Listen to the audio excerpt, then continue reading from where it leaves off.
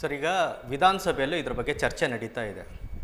ಸಿದ್ದರಾಮಯ್ಯನವ್ರು ಏನು ಹೇಳಿದ್ದಾರೆ, 4,30,000 ಕೋಟಿ ನಾವು ಸಂಗ್ರಹ ಮಾಡಿಕೊಟ್ಟಿದ್ವಿ, ನಮ್ಗೆ ಕೊಟ್ಟಿರೋದು ಬರ 50,000 ಕೋಟಿ ಅಂತ. ಈಗ ಪ್ರಶ್ನೆ ಏನು ಅಂತಂದರೆ, ಡಿ ಕೆ ಸುರೇಶ್ ಅವರು ಕಳೆದ 10 ವರ್ಷದಿಂದ ಸಂಸದರಾಗಿದ್ದರು. 15ನೇ ಹಣಕಾಸಿನ ಆಯೋಗ 2020ರಿಂದ 2025 ತನಕ ಕೆಲಸ ಮಾಡ್ತಾ ಇದೆ. 2016ರಲ್ಲಿ ಈಗ 16ನೇ ಹಣಕಾಸಿನ ಆಯೋಗ ನೆಕ್ಸ್ಟ್ 25 ನಂತರ ಏನು ಮಾಡಬೇಕು ಎಲ್ಲ ರಾಜ್ಯಗಳಿಗೆ ವಿಸಿಟ್ ಮಾಡ್ತಾ ಇದೆ. 2020ರಿಂದನೇ ಕರ್ನಾಟಕಕ್ಕೆ ಅನ್ಯಾಯ ಆಗ್ತಾಯಿದ್ರು. ಆವಾಗ ಯಾಕೆ ಡಿ ಕೆ ಸುರೇಶ್ ಅವರು ಇದನ್ನು ಧ್ವನಿ ಎತ್ತಲಿಲ್ಲ? ಡಿ ಕೆ ಸುರೇಶ್ ಅವರ ಧ್ವನಿ ಇದು ಲೋಕಸಭಾ ಚುನಾವಣೆ ನಿಮಿತ್ತವಾಗಿ ಎತ್ತಲ್ಪಟ್ಟಂಥ ಧ್ವನಿ ಅಂತ ಈ ಥರದೊಂದು ವ್ಯಾಖ್ಯಾನ ಇದೆ. ಕೆಲವರು ಬೇರೆ ಬೇರೆ ರೀತಿಯಲ್ಲಿ ಚುನಾವಣೆಗೆ ಲಿಂಕ್ ಮಾಡಿ ಇದನ್ನು ಚರ್ಚೆಯನ್ನು ಮಾಡ್ತಕ್ಕಂಥದ್ದು ಸಹಜ.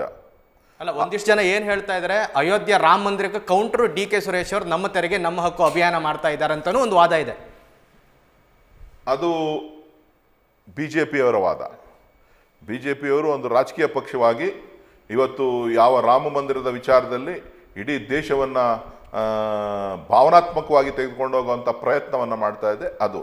ಆದರೆ ಕರ್ನಾಟಕದ ಜನ, ಕರ್ನಾಟಕದ ಕನ್ನಡಿಗರು ಅಭಿವೃದ್ಧಿಯ ದೃಷ್ಟಿಯನ್ನು ಇಟ್ಕೊಂಡು ಕೆಲಸ ಮಾಡ್ತಾ ಇರೋದ್ರಿಂದ ನಮ್ಮ ತೆರಿಗೆ ಪಾಲನ್ನು ನಾವು ಕೇಳ್ತಕ್ಕಂಥದ್ದು ರಾಜಧರ್ಮ ಅಂತೇಳಿ ನಾನು ಭಾವಿಸಿದ್ದೇನೆ.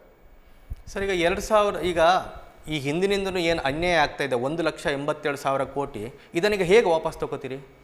ನೋಡಿ, ನಾನು ಹೋಗಿರೋದನ್ನು ವಾಪಸ್ ತಗೋತೀನಿ ಅಂತ ಹೇಳ್ತಾ ಇಲ್ಲ. ಇವತ್ತು ಕರ್ನಾಟಕದ ಕನ್ನಡಿಗರು ಎಚ್ಚೆತ್ಕೊಳ್ಬೇಕು.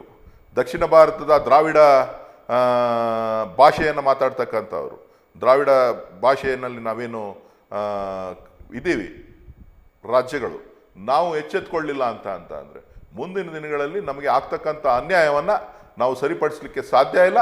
ಇವತ್ತು 15ನೇ ಹಣಕಾಸಿನ ಆಯೋಗ ಏನು ಮುಕ್ತಾಯ ಹಂತಕ್ಕೆ ಬಂದಿದೆ, 16ನೇ ಹಣಕಾಸಿನ ಆಯೋಗದ ತೀರ್ಮಾನಗಳು ಏಕಪಕ್ಷೀಯವಾಗಿ ಆಗಬಾರ್ದು. ಪ್ರಶ್ನೆ ಮಾಡ್ತಾರೆ ಅಂತಕ್ಕಂಥ ಭಾವನೆ ಅವರಿಗೆ ಬರಬೇಕು. ಬಂದಾಗ ಮಾತ್ರ ನಮ್ಮ ಧ್ವನಿಗೆ, ನಮಗೆ ಹೋರಾಟಕ್ಕೆ ಶಕ್ತಿ ಸಿಗ್ತದೆ. ನ್ಯೂಸ್ ಫಸ್ಟ್, ನಿರ್ಭೀತಿಯಿಂದ ನಿಮ್ಮ ಪರವಾಗಿ.